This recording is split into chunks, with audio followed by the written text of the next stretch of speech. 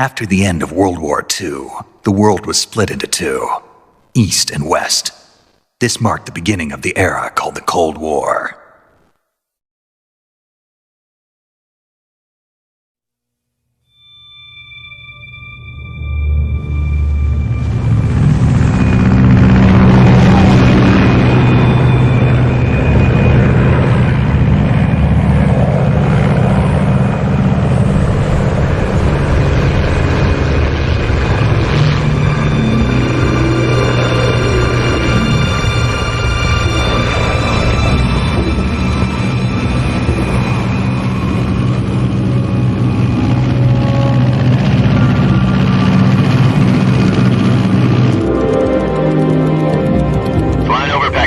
Altitude 30,000 feet.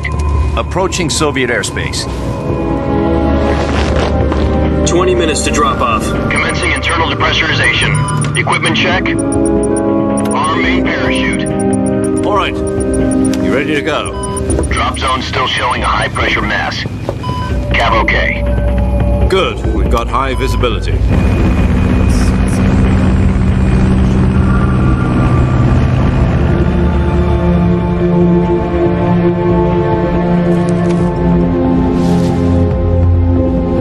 Put out that cigar. Connecting oxygen hose to interior connector. Put on your mask.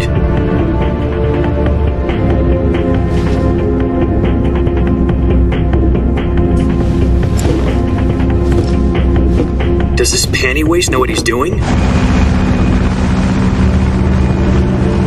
Approaching release point. 10 minutes to drop off. Hey, are you deaf? He said put out the cigar and put on your mask.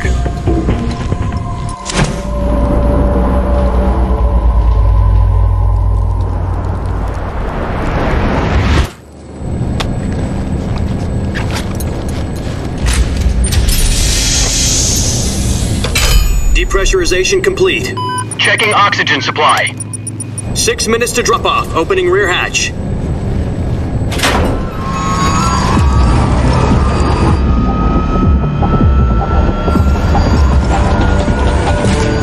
Sunrise.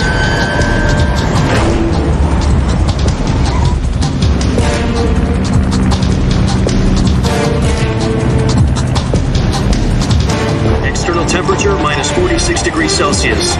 2 minutes to drop off. Stand up. You'll be falling at 130 miles per hour. Try not to get frostbite from the wind chill.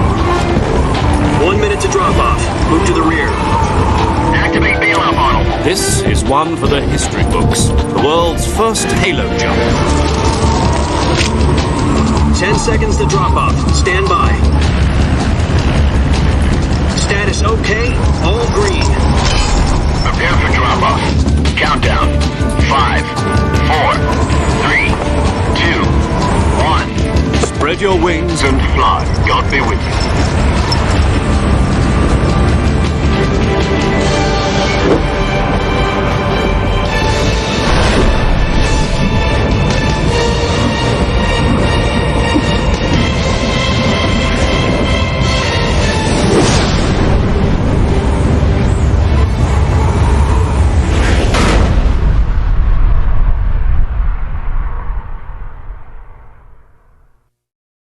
Jack, I've got some important news. The head of the CIA has finally given us the green light for the virtuous mission. Virtual mission? No, the virtuous mission. The future of our Fox unit depends on it. If it succeeds, we'll be officially organized into a unit. Virtuous mission? Sounds like some kind of initiation ritual. You know, don't get cocky. This isn't a training op. Right. So what exactly is this wonderful mission? Well, about 2 years ago, a certain Soviet scientist requested asylum in the West through one of our moles. His name is Nikolai Stepanovich Sokolov. He's head of the OKB 754 Design Bureau, one of the Soviets' top-secret weapon research facilities, and the East's foremost expert on weapons development. Sokolov? Isn't he that famous rocket scientist? The very same. On April the 12th, 1961, the Soviets achieved the first manned spaceflight in history. The Earth was blue, but there was no God. Well spoken. The rocket that carried Yuri Gagarin to orbit was the A-1, known as the Vostok rocket. Sokolov is said to be the man most responsible for the multi-engine cluster used in that rocket. After Gagarin's flight, Sokolov left rocket development to become the head of the newly established Design Bureau. From a lowly technician to head of a design bureau, that's quite a success story, so why do you want to defect? It seems he'd become afraid of his own creations. Afraid? Call it a crisis of conscience. And for that, he left his country and his family behind and went over the fence? Not exactly. One of his conditions was that his family was also to be taken safely to the west. We used a mole to get the family out first and succeeded in sneaking Sokolov over the Berlin Wall shortly afterwards. I was the one who conducted the operation. The security on the eastern side was still full of holes back then. Then what? We got Sokolov over in one piece, but the whole ordeal had left him exhausted, and we checked him into a hospital in West Berlin. It took him 2 weeks and more than 600 miles to get from the research facility in the Soviet Union to Berlin. He was in no condition to say anything coherent. And it was only a week later that we had something much bigger on our hands. The Cuban Missile Crisis. October the 16th, 1962, President Kennedy received word that the Soviets were in the process of deploying intermediate-range ballistic missiles in Cuba. The President demanded that the Soviets dismantle and remove the missiles. At the same time, he announced a naval blockade to prevent further missile shipments from reaching Cuba. But the Soviets didn't back down, instead placing their armed forces on secondary alert. Soviet transport ships carrying missiles continued on course towards Cuba. US and Soviet forces went on alert for an all-out nuclear war. Frantic negotiations were conducted through the UN's Emergency Security Council and unofficial channels to end the hair-trigger standoff. Finally, on October the 28th, the Soviet Union agreed to remove its missiles from Cuba. And so the world avoided a nuclear holocaust. But in order to get the Soviets to pull their missiles out, we had to make a deal. You mean the one where the US agreed to remove its IRBMs from Turkey? No. The Jupiter IRBMs deployed in Turkey were obsolete, and we were going to get rid of them anyway. They had no strategic value whatsoever to either the US or the Russians. The Turkey deal was a ruse, a cover story that was fed to the other intelligence agencies around the world. So what did the Russians really want? Sokolov. They wanted us to return Sokolov. You mean the Soviets pulled out of Cuba just to get their hands on Sokolov? That's right. What the hell was he working on? At the time, we had no idea. We were running out of time. It was either give up Sokolov or risk full-scale nuclear war. In the end, we had no choice. President Kennedy gave in to Khrushchev's demand. The next day, I got Sokolov out of the hospital, handing him over to agents on the eastern side. Sokolov kept on screaming, "Save me," until he disappeared from my sight. Then a month ago, we received some new information from one of our moles. About Sokolov? Yes. He was taken back to the research facility and forced to continue working on the weapon in question under KGB supervision. What's more, it's on the verge of completion. So what kind of weapon is it? Something to do with space rockets? No, missiles. Same technology. I guess you're right. We don't know the details, but it appears to be a new kind of nuclear device. For half a year now, the Soviets have been conducting frequent nuclear tests at Semipalatinsk. Something to do with the weapon, I assume. We're talking about a secret weapon so big that Khrushchev was ready to pull out of Cuba to get it back. Is Sokolov still in the facility? No. According to our intelligence, he's in Selinoyarsk, a place in the mountains about 3 miles to the west that's known as the Virgin Cliffs. The Virgin Cliffs. Nice name for a virtuous mission. They moved him there just recently. Why? Apparently, they're conducting a field test of the weapon, but it's our best chance to get him back. This mission would never have been possible if he was still in the research facility. This is our last chance. Sokolov must have known that too when he contacted us.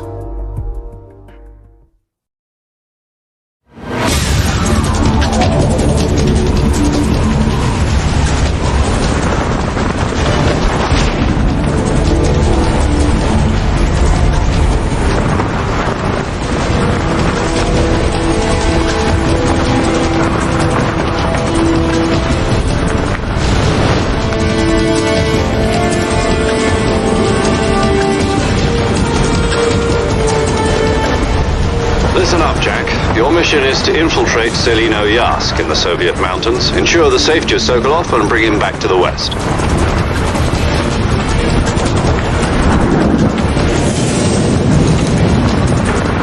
If we don't get Sokolov back before that weapon is complete, we'll be facing a major crisis. The clock is ticking.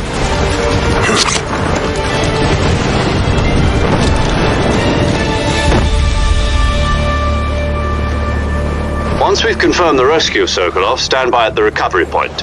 A recovery balloon will be dropped at that point. Helium will be pumped into the balloon to inflate it. The process takes about 20 minutes. Once it's complete, the gunship's arm will latch onto the balloon and pull it up. The Fulton surface-to-air recovery system. I'm familiar with the theory. Take it easy. It's been combat-proven. Do you think Sokolov is up to it? The shock will be less than during a parachute jump, and the arm can handle up to 500 pounds. So you're planning on going over the border in a single combat Talon? She's equipped with two 6-barrel 20mm Vulcan cannons, as well as two 40mm machine guns. Sounds like she could hold her own against a battalion of tanks. Even with the fuel in the reserve tank, we're facing a 4-hour time limit. If all goes well, it shouldn't take more than a few hours. Home in time for dinner. But if anything goes wrong, you'll be eating dinner, breakfast, and all the rest of your meals in the jungle.